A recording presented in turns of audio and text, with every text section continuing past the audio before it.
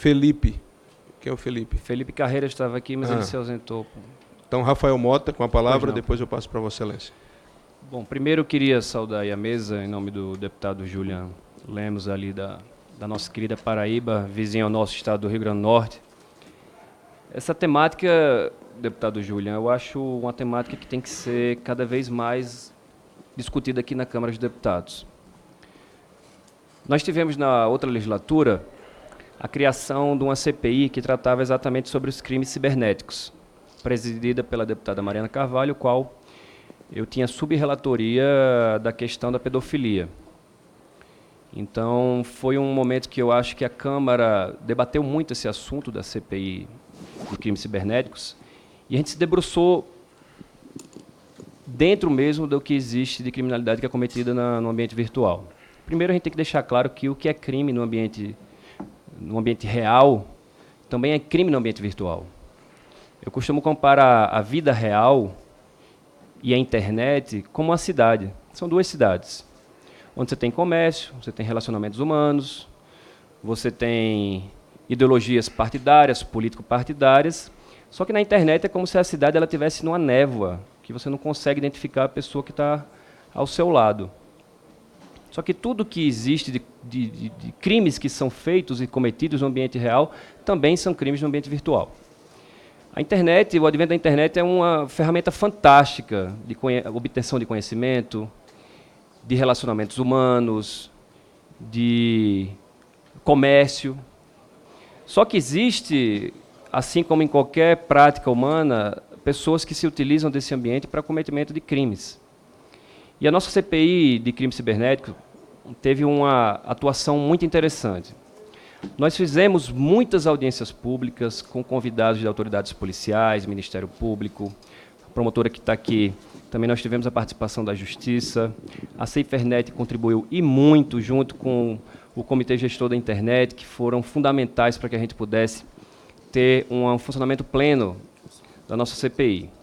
Como eu venho de um estado pequeno, o Rio Grande do Norte, vizinho da sua Paraíba, vizinho do nosso querido Ceará, o Nordeste brasileiro, infelizmente, o que me fez entrar e participar dessa CPI foi as inúmeras operações onde o Rio Grande do Norte, infelizmente, era um hub de emissão desse tipo de material, de conteúdo.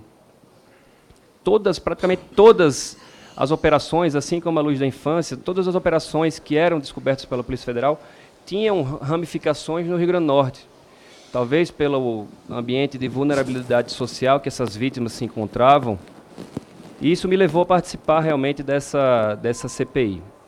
A nossa CPI fez diálogos com diversas autoridades policiais. Nós tivemos no Comitê Gestor da Internet conhecendo qual era o trabalho que eles faziam em relação à universalização da internet no nosso país.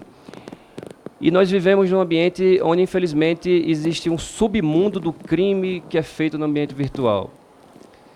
A Deep Web, a Darknet, que é onde esse indivíduo consegue não ser identificado através do seu IP, enfim. E ele fica livre realmente para fazer comércio de drogas, como teve uma operação que descobriu um grande fornecedor de drogas nos Estados Unidos, Silk Road, que é conhecido uma das primeiras operações policiais da internet, assim como venda de armas, encomendamento de assassinatos, os escravos virtuais e outras situações que eram tidas como lendas urbanas, mas que existem na vida real. Inclusive até mesmo pessoas que acompanhavam torturas, pagavam por um preço através de bitcoins e acompanhavam torturas virtuais e ajudavam a indicar o roteiro. Infelizmente, deputado Julian, eu vi sua entrevista hoje de manhã na rádio, infelizmente o que eu vi lá naquele ambiente foi algo estarrecedor. A gente, infelizmente, eu tenho que falar aqui porque é a realidade, vídeos de pessoas, de crianças com síndrome de Down sendo abusadas, troca de e-mail de mães, troca de e-mails, e-mail normal, Hotmail, Gmail, troca de e-mail de mães que estavam negociando os filhos. Eu pude acompanhar situações que eram muito constrangedoras e me deixavam realmente preocupado. Crimes como o sexting, o porno revenge, que a gente tem visto, essas jovens que infelizmente passam a ter a sua intimidade exposta pelo ex-parceiro, que indignado com o fim do relacionamento, acaba expondo imagens, e essa jovem passa por um quadro depressivo, e aí depois vem o suicídio. Isso, inclusive, não é em capital, isso é no interior do estado do Rio Grande do Norte, no interior do Brasil, nós temos esse tipo de realidade. O stalking, o upskirting, que inclusive tem uma legislação nossa, que eu convido a todos os parlamentares a nos ajudarem a se tornar crime, que é aquele indivíduo que vai, sem o consentimento da mulher, tira foto embaixo da saia, embaixo do vestido, a mulher no supermercado, fazendo vídeos e depois divulgando esse tipo de imagem. Então é isso que nos preocupou. Mas a gente sempre preservou alguns marcos legais durante essa nossa investigação na CPI de crimes cibernéticos. Os marcos legais que foram alcançados, inclusive, com o Marco Civil da Internet. A internet avança numa velocidade incrível. E o Marco Civil, muitas das vezes, tem que ser atualizado, porque novas modalidades de crime, Tiago sabe muito bem disso, são evidenciadas nesse ambiente. Mas a gente sabe que existem alguns avanços que foram tratados, inclusive, durante esse nosso trabalho. Novos algoritmos de algumas aplicações que identificavam realmente vídeos e imagens de pornografia infantil. Alguns algoritmos que identificavam a quantidade de pele naquela imagem, demonstrando que era possivelmente uma imagem de pornografia, possivelmente o próprio programa conseguiria identificar se era uma criança ou não. A SaferNet contribuiu muito com isso. Na época, me recordo muito bem, Tiago teve uma participação muito intensa nesse nosso trabalho. E os desdobramentos da CPI, deputado Julian, que eu acho que você pode, através dessa audiência pública, tem que ter desdobramentos, que é importantíssimo, assim como nós tivemos nesse nosso trabalho junto à Comissão Parlamentar de Inquérito.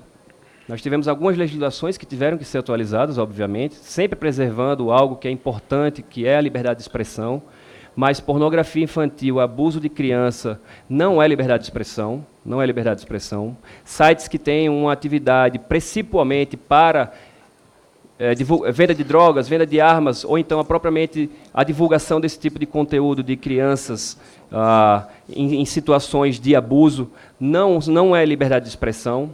Então, nós tivemos alguns avanços, obviamente que ainda está em tramitação na casa, deputado Julian, mas como a retirada de conteúdo e a retirada de sites que não têm representação aqui no Brasil e que tenham uma condução principalmente para cometimento de crimes, inclusive crimes de propriedade intelectual, que são crimes, a gente só adaptou para o ambiente virtual.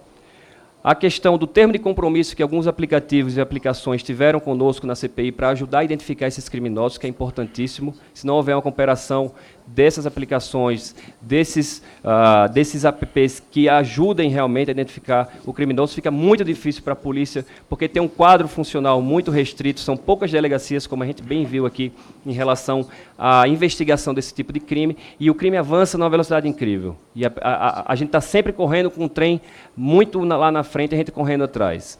Então, é importante, eu vejo aqui com muitos bons olhos.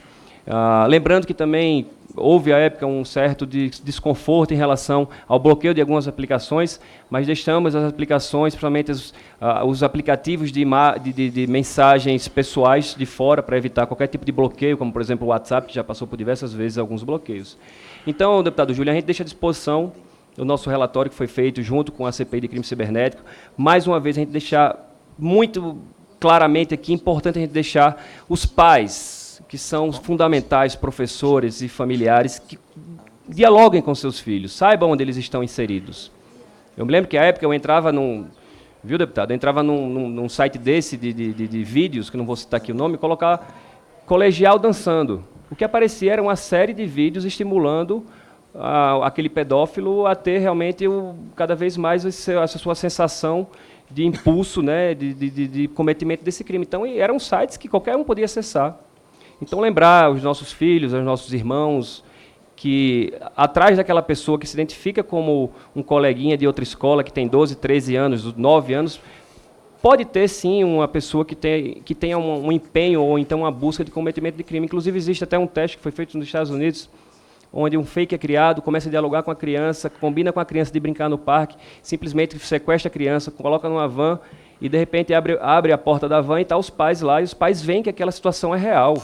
Então é um momento de realidade que a gente tem que dialogar e principalmente evitar, como foi bem dito. A prevenção é a maior forma de evitar que as nossas crianças sejam vítimas desse tipo de violência. Porque 3, 4, 2 anos, 11 anos, é uma chaga que ela vai levar o resto da vida. Isso pode atrapalhar a sua formação como ser humano, pode causar traumas futuros e, certamente, essa audiência pública é fundamental que a gente possa continuar discutindo esse tema, deputado Júlio. Muito obrigado. Eu agradeço o deputado Rafael Mota.